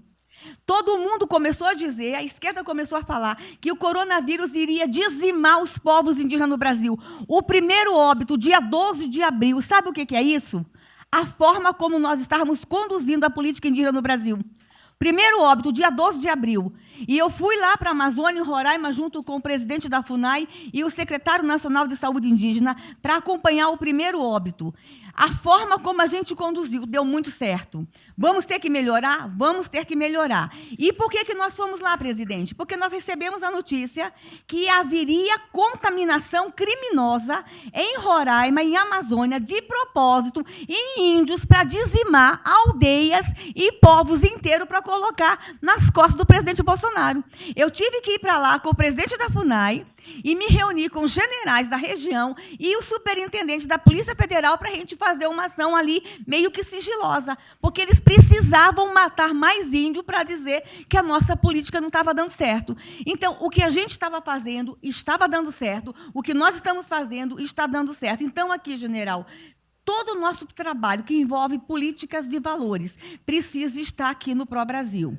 E aí, presidente, só para encerrar, eu quero dizer para o senhor que a sua angústia tem razão de ser. Nunca houve tanta violação de direitos no Brasil como neste período. Direitos fundamentais foram violados. No nosso Disque 100 tem mais de 5 mil registros, ministros, de violação de direitos humanos. Mas o senhor tem uma ministra de Direitos Humanos e uma equipe muito corajosa. São mais de 5 mil procedimentos e ações que estão sendo construídos. Governadores e prefeitos responderão processos. Idosos estão sendo algemados e jogados dentro de camburões no Brasil. Mulheres sendo jogadas no chão e sendo algemadas por não terem feito nada. Nós estamos vendo padres sendo multados em R$90 mil porque estavam dentro da igreja com 2 fiéis. A maior violação de direitos humanos da história do Brasil nos últimos 30 anos está acontecendo neste momento. Mas nós estamos tomando providências, a pandemia vai passar, mas governadores e prefeitos responderão processos e nós vamos pedir, inclusive, a prisão de governadores e prefeitos. E nós estamos subindo o tom. E discursos estão chegando. O nosso ministério vai começar a pegar pesado com governadores e prefeitos. Nunca vimos o que está acontecendo hoje. Se eles falavam que nós éramos violadores de direitos, eles estão. Inclusive, o governador Wellington, agora, ontem, determinou que a polícia poderá entrar nas casas. Vocês não imaginam o que ele vai fazer. Poderá entrar assinou. A polícia poderá entrar na casa sem mandato. Então, assim, as maiores violações estão acontecendo nesses dias. Então, nós estamos fazendo enfrentamento, mais de 5 procedimentos, o nosso ministério já tomou iniciativa e nós estamos pedindo, inclusive, a prisão de alguns governadores. Então, está aí algumas respostas. Valores, por favor. Valores. Ministro Damares, houve aqui uma apresentação, uma representação do ministro Paulo Guedes, que a senhora vai receber mais dinheiro. Até que o menos recebe ela. Que menos recebe ela. Obrigada. Ministro Marcelo, por favor. Obrigado, vou ser bem breve também. Primeiro, parabenizar o ministro Braga Neto pelo Pro Brasil. Eu queria só deixar uma coisa seguinte, eu fico bem... Não é trabalho meu, hein? É trabalho da equipe e eu roubei ideia de bando de gente aqui. Eu roubei ideia aqui, ali, eu roubei ideia, tá? Eu aproveitei a ideia, eu só coordenei. Um cronograma importante do projeto. Obviamente, todos os ministérios, como o Ministério do Turismo, também já estamos finalizando até amanhã esse programa de retomada. E, presidente, o turismo, obviamente, ele tem uma importância muito grande para a economia, o Paulo Guedes sabe disso, mais de 8%, ou seja, quase 10% do PIB nacional é turismo. E o presidente falou que vai extinguir o ministério porque o turismo acabou. Agora precisa do ministério mais do que nunca, presidente. O turismo ele vinha numa crescente muito importante. O ano de 2019 cresceu 2,6%, enquanto a economia cresceu 1%. Gerou 163% a mais de emprego do que o ano de 2018. E, obviamente, no meio dessa pandemia, foi o primeiro a ser impactado e de forma brutal. O Rogério Marinho sabe bem disso e nos ajudou muito aí. Quero aproveitar para agradecer o Paulo Guedes, o Marinho também nos ajudou muito nesse processo, de contemplar, ou seja, de ter um plano de ação que viesse evitar o desmonte do setor do turismo, porque grande parte das empresas do turismo passou de um fluxo de caixa de 100 para 0 de um dia para o outro. Então, ações como a suspensão de contrato de trabalho, o ministro Moro também, agradeço, teve uma ação fundamental para o setor, que foi uma medida provisória que contemplasse ambas as partes, tanto o consumidor quanto as empresas, através da Senacom, o que impediu judicializações em massa, porque aquela pessoa que comprou o ingresso de um show ou um pacote turístico, ela, se fosse para cima das empresas ainda para pedir o reembolso de imediato, isso seria catastrófico, geraria mais desemprego ainda. Então, essa medida provisória garantiu que as empresas pudessem ter um fôlego, um prazo aí de até 12 meses para fazer esse reembolso. Um terceiro ponto foi a questão dos créditos, que está terminando de ser fechado junto ao BNDES. Agradeço muito aí também o Montesano, a Caixa Econômica também, o Pedro, o ministro Paulo Guedes, que o entrave maior estava na questão das garantias, mas a gente está conseguindo finalizar esse modelo de crédito para contemplar a todos, desde o MEI ao micro, o pequeno, o médio, o grande empresário no Brasil do setor turismo. O setor, presidente, ficou muito feliz, se sentindo contemplado com todas essas ações e medidas por parte do governo federal. Então, o setor do turismo no Brasil fizeram cartas com as principais associações agradecendo a postura do governo federal em relação a isso. Eu quero, presidente, falar um assunto aqui que talvez seja muito polêmico, mas eu acho que é importante esse debate nesse momento. Aí eu falo também para a ministra Damares, que eu sei que é uma pauta muito sensível também a ela, que é a questão, presidente, porque o Ministério do Turismo agora tem que ter um planejamento, um plano de atração de investimentos, que é o que gera emprego, renda, é o que ajuda, obviamente, a economia do Brasil. E, para isso, presidente, eu acredito que é um momento propício, nesse planejamento da retomada, discutir os resorts integrados. Não é legalização de jogos, não é bingo, não é caça-níquel, são resorts integrados. Obviamente, presidente, uma pauta que precisa de ser construída, a Damares está olhando com cara feia para mim, uma pauta que precisa de ser construída com as bancadas da Câmara, tanto a evangélica quanto a católica, mostrando ou desmistificando vários mitos que giram em torno disso. Não sei se o ministro Paulo Guedes concorda. Nós temos a possibilidade de atrair pelo menos 40 bilhões de dólares para o Brasil só de outorgas, de investimentos imediatos com essa pauta. Mas o que precisa ser feito, presidente, é realmente desmistificar a questão de evasão de divisas, de lavagem de dinheiro, de tráfico de drogas, e, para isso, eu sugeriria que, nesse debate, pudéssemos contar com o Ministério da Justiça, através da Polícia Federal, o Ministério Público na mesa, a Receita Federal, os órgãos de controle, mas, obviamente, presidente, uma pauta que só levaríamos para frente se a gente conseguir pacificar ou nos fazer entender pelas bancadas evangélicas, pela bancada católica, para que não haja uma distorção na comunicação disso. Tem que ser um projeto muito bem feito, que eu acredito que pode ser, e nesse processo da retomada, uma grande oportunidade para o Brasil atrair grandes complexos, dos quais apenas 3% são utilizados para os cassinos. E outra, isso não tem impacto diretamente nenhum na família dos trabalhadores brasileiros. Pacto com o diabo. Não, não é bem assim, não. Vou ter que começar a desmistificar para a Damares aqui. Estou vendo isso.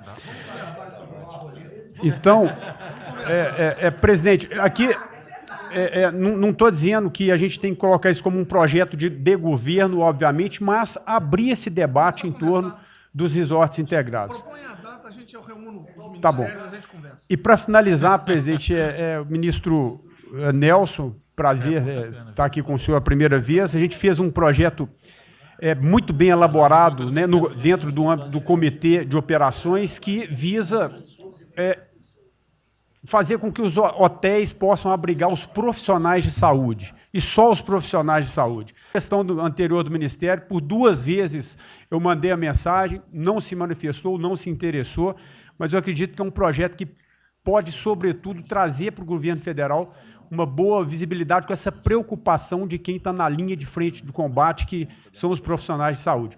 Visando 2 coisas, eu já vou terminar, que é, primeiro, melhorar essa logística do profissional de saúde, que sempre tem um hotel próximo ao hospital, aos hospitais, e também a preservação da família desses profissionais, mostrando, obviamente, a sensibilidade do presidente Jair Bolsonaro na preocupação com essas vidas desses profissionais.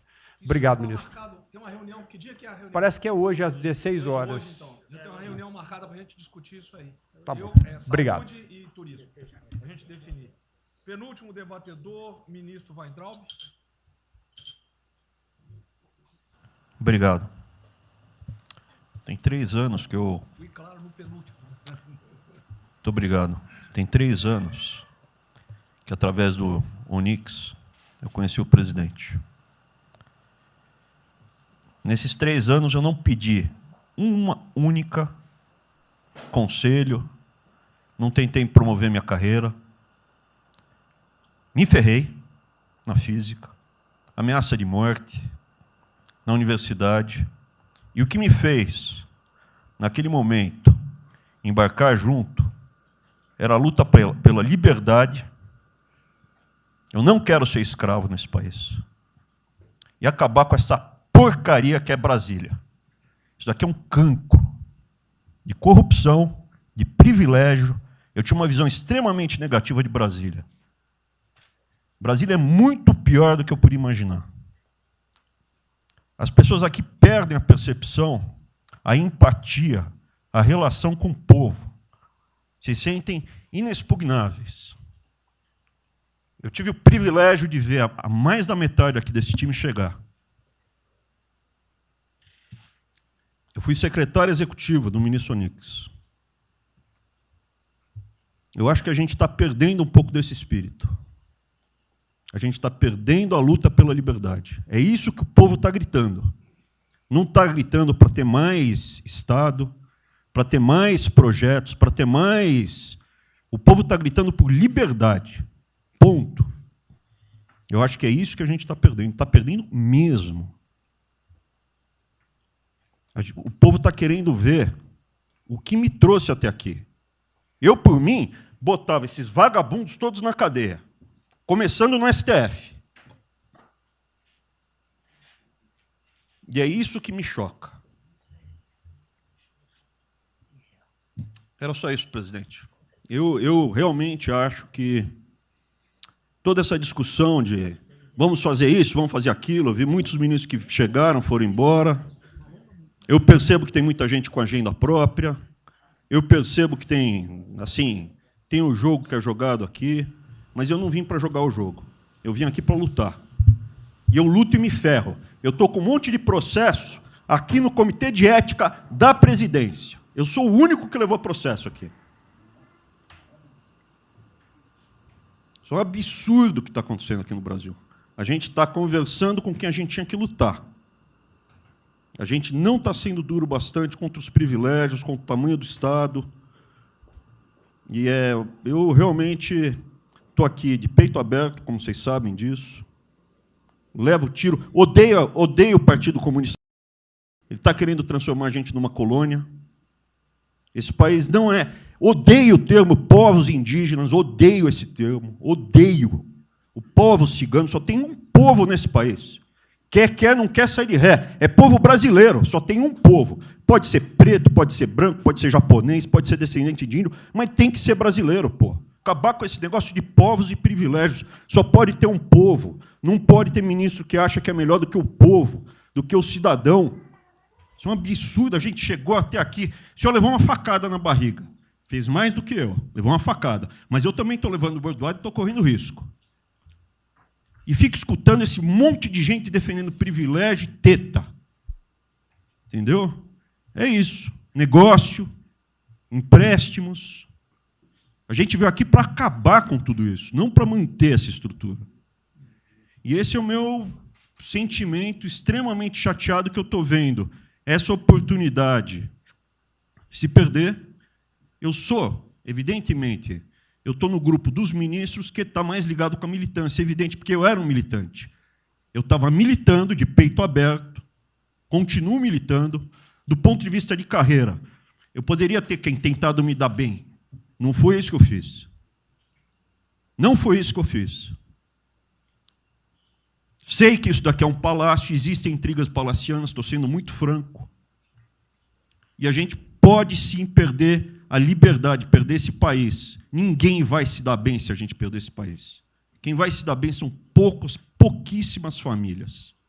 Pouquíssimas famílias. Não se iludam. Não se iludam. Era isso. Deixa eu complementar aqui. O que o Weintraub está falando, eu estou com 65 anos, a gente vai se aproximando de quem não deve. Eu já tenho que me policiar no tocante a isso daí. São pessoas aqui em Brasília, dos 3 poderes, que não sabem o que é povo. Eu converso com alguns, não sabem o que é um feijão com arroz, não sabem o que é um supermercado, esqueceu. Acho que o dinheiro cai do céu. Eu estou com meus privilégios garantidos, meus 100 mil por mês, em média, 100 mil por mês a galera ganha, né? Legalmente, e acha que isso vai acabar nunca. Como alguns acham que a liberdade... qual é desse cara? Está maluco? Eu estou vendo o mais antigo aqui, o Joelino aqui. Ele sabe o que foi 64. Muitos aqui não sabem. Essa cambada que tentou chegar no poder em 64, se tiver chegado, ele estava fudido todo mundo aqui. Cortando, eu estava felicíssimo se estivesse cortando cana, ganhando $20 por mês. Não pode esquecer disso. Nós não podemos esquecer o que é esse povo. Eu vou convidar os ministros para domingo e passar a Serena Taguatinga. Convite, não é missão, não, convite. Para ver como é que está o cara na esquina. Para ver uns merda, para falar aí, né, uns merda de sempre. O cara rompeu o isolamento, está dando um pé. Tem pé pro cacete, pô. Você está passando fome, está na merda, porra. Sentiu o cheiro de povo. Como eu falei lá. É uma experiência para todo político sentir. Ir lá ver como é que está o negócio. Ou a gente tem que estar como se fosse, né, um general na retaguarda e deixar a tropa se ferrar na frente. Não, o general está na frente, o coronel está na frente, o capitão está na frente. Nossos heróis da Segunda Guerra Mundial estiveram na frente de campo de batalha. Se precisar aqui, tenho certeza que nossas Forças Armadas vão cumprir com o seu papel. Mas, né, nós temos que dar exemplo. E mostrar que o Brasil não é... Eu sou mais educado que o Weintraub, até me poli muito, né, no linguajar que ele usou, mas não é isso. Que o pessoal pinta por aí. Se reunindo de madrugada, para lá, para cá. Sistema de informações. O meu funciona. O meu particular funciona.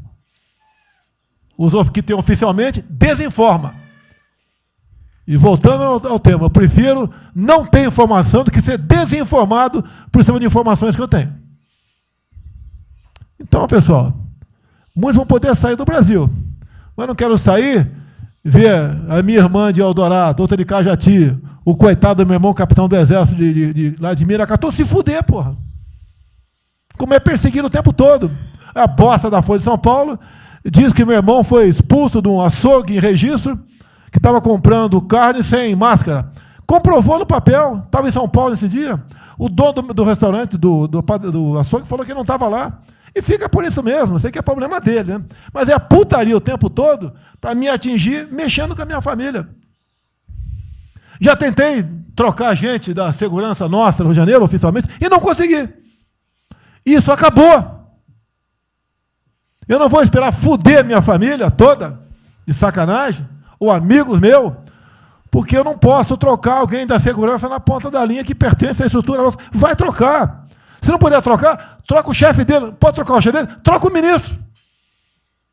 E ponto final. Não estamos aqui para brincadeira. Você vê um garoto aqui, ó, com todo respeito, do BNDES. Tá, eu conheci ele, usava calção lá. Tá? Pô, ele veio dos Estados Unidos para cá, podia estar muito bem lá. Veio para cá, vai tentar mudar o Brasil, a convite do Paulo Guedes, que é amigo dos pais dele, por coincidência, né, Paulo Guedes? Coincidência. Eu não lembro dos teus pais, lembro de você, tá certo? Mas alguém que está investindo aqui. E todos nós temos que pensar nisso. O que esses filha de uma égua querem, é a nossa liberdade.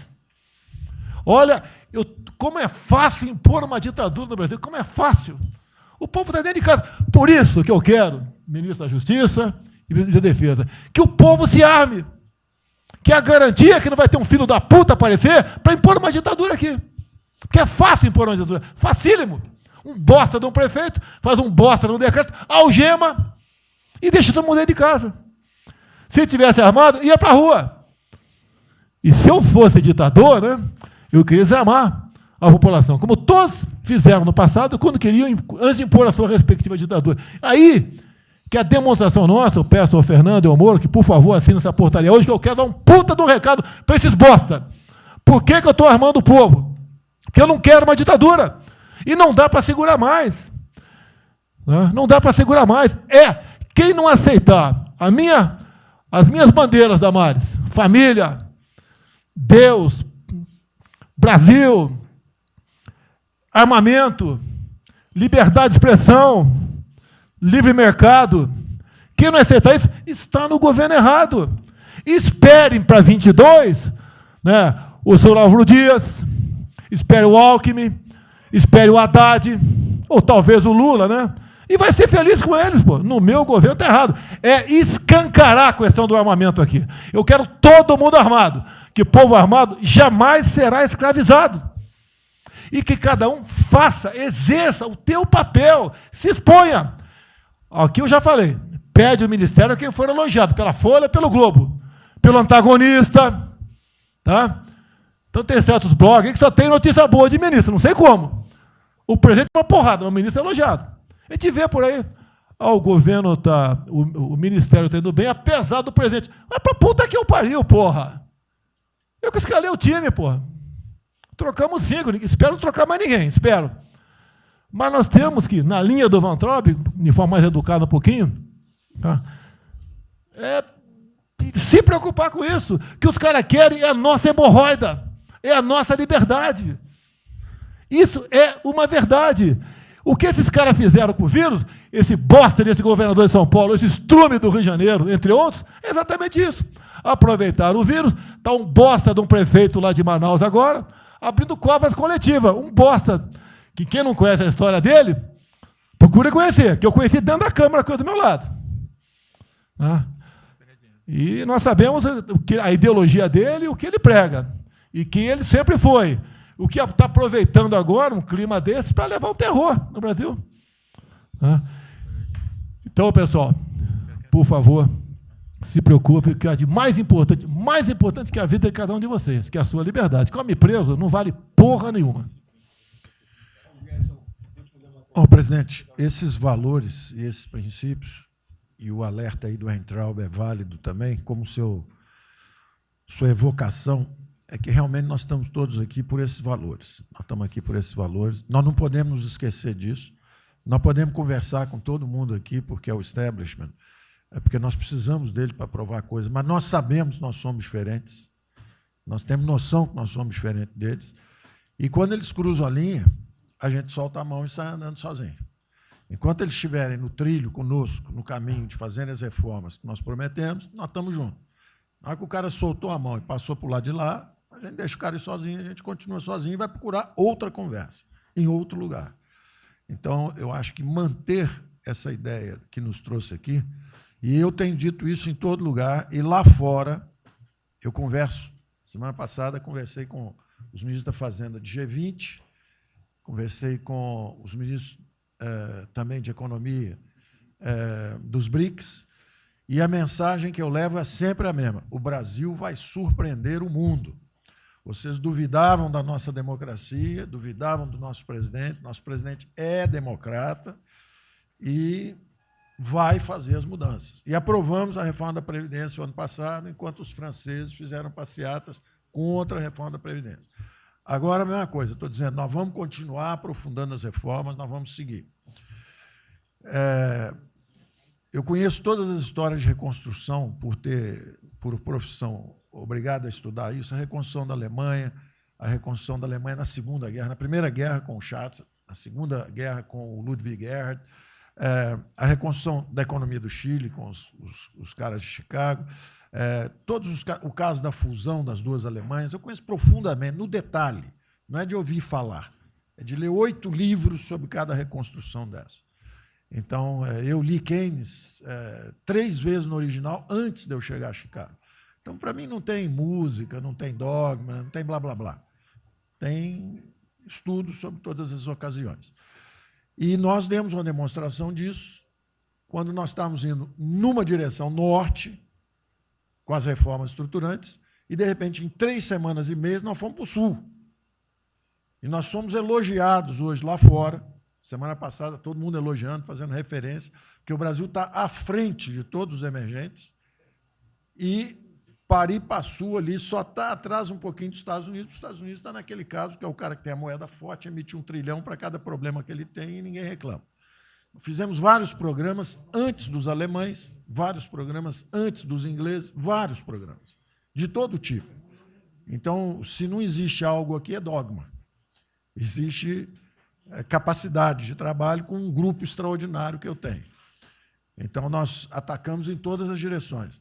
Primeiro, o campus foi lá e reduziu os compulsórios em 200 bilhões. Logo depois, nós não tínhamos espaço constitucional, fizemos antecipações de benefícios e diferimento de impostos, porque não tinha espaço constitucional. Logo depois, tivemos espaço pelo Supremo e pelo Congresso. Entramos nas constitucionais, gastamos 300 e poucos bilhões, que não é muito. Para terem uma ideia, o último déficit do governo Temer foi 160.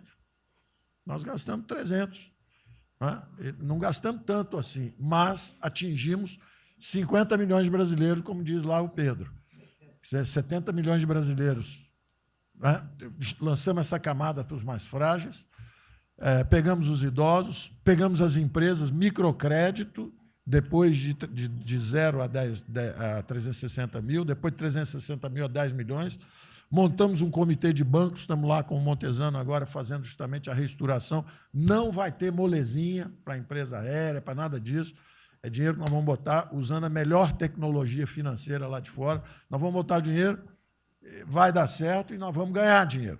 Nós vamos ganhar dinheiro usando recursos públicos para salvar grandes companhias. Agora, nós vamos perder dinheiro salvando empresas pequenininhas. Então, nós estamos fazendo tudo by the book direitinho. Na conversa com os ministros da Fazenda lá de fora, eu disse que nós estamos com um déficit extraordinariamente alto esse ano, da mesma forma que eles, está todo mundo na mesma direção, só que nós caímos no chão, está uma confusão, tiro, porrada e bomba, mas nós não perdemos a bússola. A gente cai, levanta e sabe para onde nós temos que ir. Nós não vamos perder a bússola. Nós sabemos dos valores, sabemos dos princípios, sabemos o que nós estamos defendendo. Nós estamos defendendo liberdade, liberdade econômica, liberdade política. Nós sabemos o que nós estamos defendendo. E estamos agora, no meio dessa confusão, derrubando a última torre do inimigo, que é uma coisa que nós vamos fazer a reconstrução e a nossa transformação econômica. A outra coisa são as torres do inimigo que a gente tinha que derrubar. Uma era o excesso de gasto na Previdência, derrubamos assim que entramos. A segunda torre era os juros estão descendo e vão descer mais ainda. O Campos tem o mapa já, nós estamos descendo. Então, para ter uma ideia, o ano passado, para esse ano, 120 bilhões a menos de juros. um plano Marshall por ano, né? Sem juros, de juros a menos. Então, nós sabemos, e é nessa confusão toda, todo mundo está achando que estão distraídos, abraçaram a gente, enrolaram com a gente, nós já botamos a granada no bolso do inimigo. 2 anos sem aumento de salário. Era a terceira torre que nós podíamos derrubar.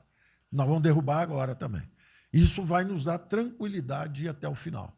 Não tem jeito de fazer um impeachment se a gente tiver com as contas arrumadas, tudo em dia, acabou, não tem jeito, não tem jeito. E o presidente está no ponto futuro, porque o presidente falou o seguinte, tudo bem, tem a primeira onda que é a da saúde, mas tem a segunda que é da economia, e uma vem agarrada com a outra. Nós estamos ainda tentando sair da primeira, a segunda já está querendo bater. Eu ainda acho que nós estamos preservando os sinais vitais da economia brasileira. Ela, para mim, ainda é um urso hibernando.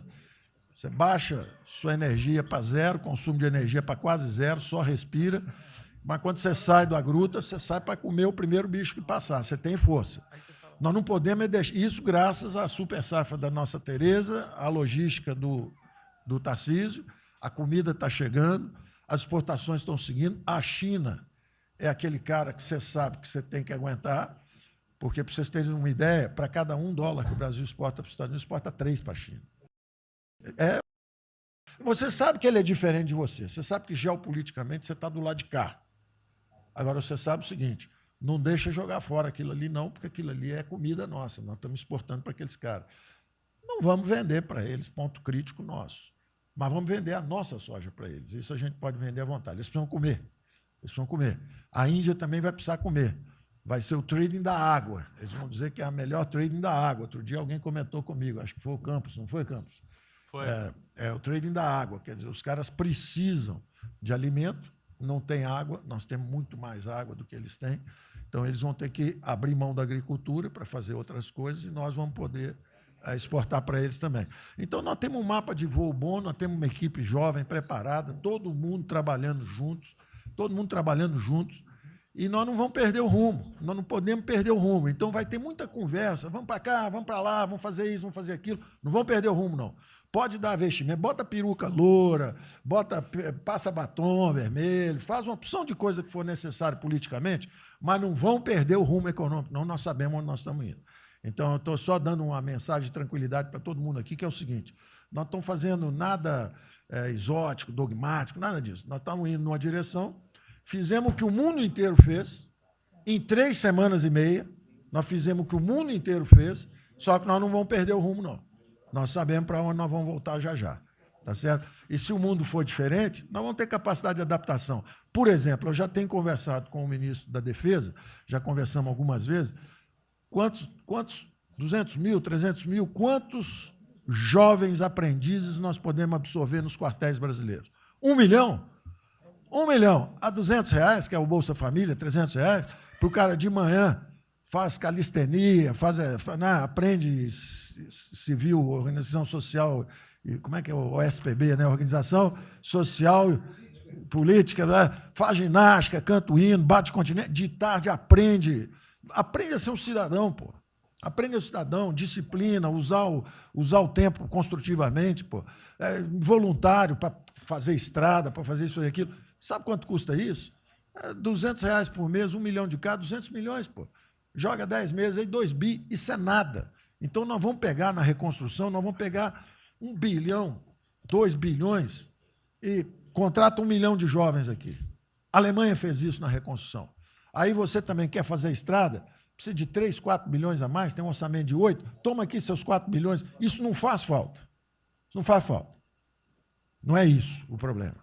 A mesma coisa o nosso problema do jogo, lá nos recursos integrados, não tem problema nenhum, são bilionários, são milionários, executivos do mundo inteiro. O cara vem, fazem convenções. Olha, o turismo saiu de 5 milhões em Singapura para 30 milhões por ano. O Brasil recebe 6. Uma pequena cidade recebe 30 milhões de turistas. O sonho do presidente de transformar o Rio de Janeiro em Cancún, lá Angra dos Reis em Cancún, aquilo ali pode virar Cancún rápido. Entendeu? A mesma coisa, Espanha. Espanha recebe 30, 40 milhões de turistas. Isso aí é uma cidade da Ásia. Macau recebe 26 milhões hoje na China. Só por causa desse negócio. É um centro de negócio. É só maior de idade. O cara entra, deixa a grana lá, que ele ganhou anteontem, ele deixa aquilo lá, bebe, sai feliz da vida. Aquilo ali não atrapalha ninguém. Aquilo não atrapalha ninguém. Deixa cada um se fuder. Ô, Damares, deixa cada um... Damares, o presidente fala em liberdade. Deixa cada um se fuder do jeito que quiser. Principalmente se o cara é maior, vacinado e bilionário. Deixa o cara se fuder, pô. Lá não entra nenhum brasileirinho. Não entra nenhum brasileirinho desprotegido. Se a CGU tiver como controlar a entrada e a saída do dinheiro... Isso, então vamos lá. Se não tiver como lavar dinheiro sujo... Então, só para terminar, as observações também finais ali, o Campos falou duas coisas também interessantes. Então, o Campos falou duas coisas interessantes ali. Uma é o seguinte... O estrangeiro, para vir, para fazer os investimentos, eu recebi um embaixador, já reportei isso para o presidente, eu recebi um embaixador dos Estados Unidos e ele veio conversar conosco. E a mensagem maior dele era uma só. Assim, olha, nós queremos um bom ambiente de negócio. Nós vamos colocar centenas de bilhões de dólares aqui. O mundo inteiro quer investir no Brasil. Agora, nós precisamos de um bom ambiente de negócio. Simplificação de impostos, segurança jurídica, coisa desse tipo. Não é?